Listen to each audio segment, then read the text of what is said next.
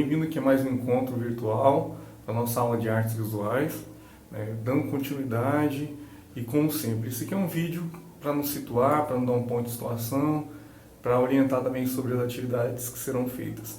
Além desse vídeo, né, de contexto, existe um texto que está lá no ambiente que deve ser lido e uma atividade com somatória avaliativa valendo 10, tá?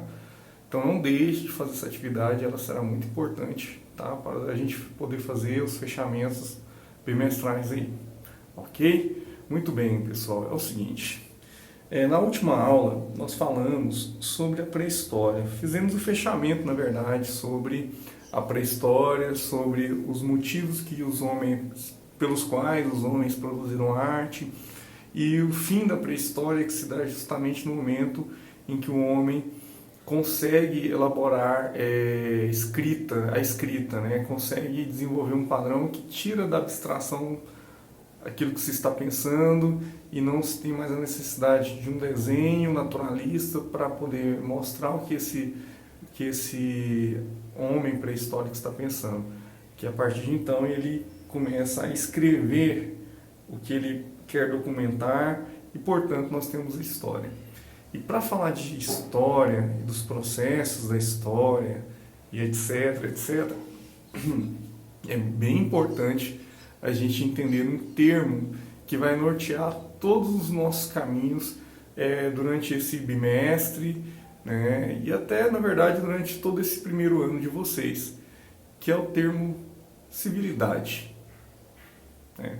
E para poder a gente começar a entender esse contexto, para saber e ir nos seus primórdios e tentar ainda, lembra que tem uma pergunta lá no começo que nós fizemos, o que é arte, ela também vai ajudar a gente a entender um outro contexto de arte para a gente entender como a arte pode ser ainda muito maior do que a gente imagina, né?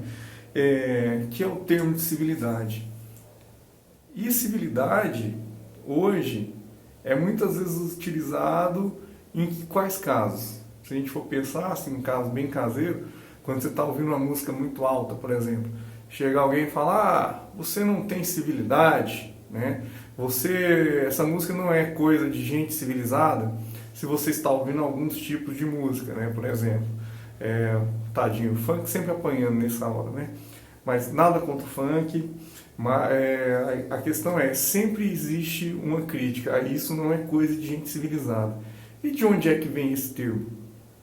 Esse é um termo que vem também do latim, da mesma forma que artes, né? Ars.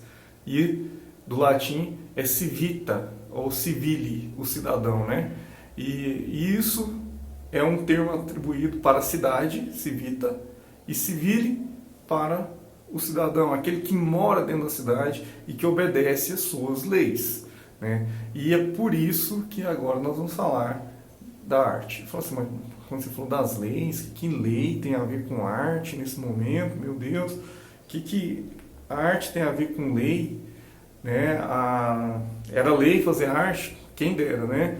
Só que para poder transmitir códigos que pudessem ser cobrados de todos os cidadãos, tinha que ser escrito em algum lugar. E essa forma de escrever desse período antigo, dos egípcios, dos mesopotâmios, estavam muito mais relacionados aos fazeres da arte que a gente conhece hoje do que ao de um escrivão. Porque, olha só, os mesopotâmicos, por exemplo, escreviam em tábuas de argila, com um objeto chamado cunis, e foi daí que veio a linguagem chamada cuneiforme. Um exemplo. Outro exemplo poderia ser dos próprios egípcios, que talhavam pedras, os seus hieroglifos, e esse talhar já envolvia um saber tirar da pedra apenas as partes específicas, ou seja, já tinha que ter todo um controle e uma técnica para não se perder uma peça. Imagina você escrever na última linha, né? Ou melhor assim, né? Porque eles escreviam assim, você está escrevendo na última linha de uma pedra e você trinca a pedra. Não dá para dar um Ctrl Z, gente. Então é muita técnica, as pessoas que trabalhavam com isso realmente possuíam uma técnica exímia. E como nós vamos falar de civilizações antigas, as primeiras aglomerações, é importante a gente entender então que nós já viramos a página da pré-história, porque nós temos escrita, né? E que a escrita vai direcionar as novas formas de produzir arte. Quer um exemplo? Quando nós falamos, quando vamos lá para o universo dos egípcios, e nós falamos o livro da morte, que é um dos livros que eles tinham. Automaticamente alguns pensam em pergaminho, porque sabem que eles usavam pergaminho, outros vão pensar em livro mesmo, de papiro, né? Um papiro ou um calhamaço de papiro, alguma coisa assim. Pois é, mas essas duas formas de pensar livro nesse momento estão erradas, porque o livro naquele momento era escrito na parede num tipo de representação chamado estela, que era muito comum também dos mesopotâmicos, fazer estelas, né?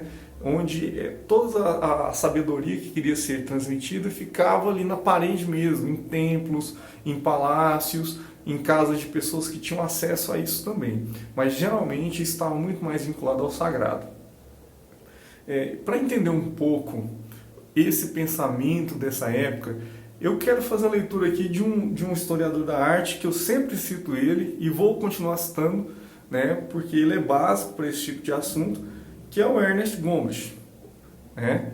E o nome do texto é A Arte para a Eternidade.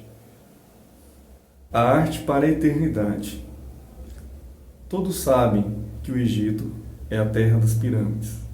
Essas montanhas de pedras que se erguem no longínquo da história como marcos desgastados pelas intempéries. Por mais remotas e misteriosas que pareçam, elas nos revelam muito da sua história. Falam-nos de uma terá que estava tão perfeitamente organizada que foi capaz de empilhar esses gigantescos morros tubulares durante a vida de um único monarca.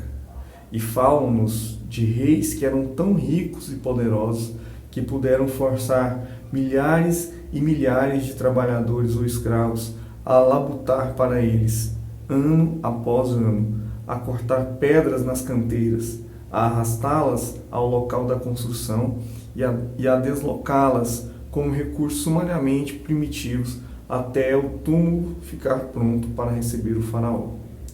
Nenhum povo teria suportado semelhante gasto e passado por tantas dificuldades se tratasse da criação de um mero monumento. Sabemos, porém, que as pirâmides tinham de fato importância prática aos olhos dos reis e seus súditos. O faraó era considerado um ser divino, que exercia completo domínio sobre seu povo e que, a partir deste mundo, voltava para junto dos deuses dos quais viera. As pirâmides, erguendo-se em direção ao céu, ajudá-lo-iam provavelmente a realizar essa ascensão. Em todo caso, elas preservariam seu corpo sagrado da decomposição, pois os egípcios acreditavam que o corpo tinha que ser preservado a fim de que a alma pudesse continuar vivendo no além.